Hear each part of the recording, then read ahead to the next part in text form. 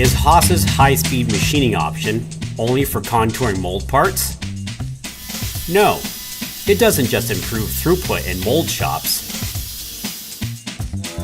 Modern cutting paths need HSM to get aggressive.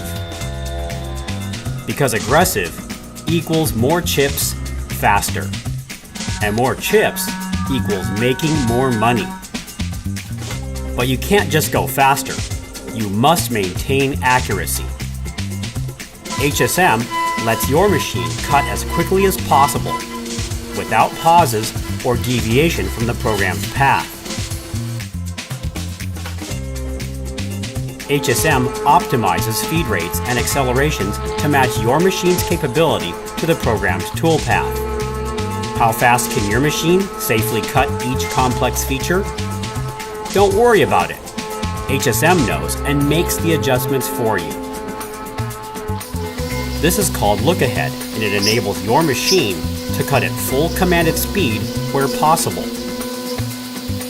but slow just enough where necessary to preserve geometry.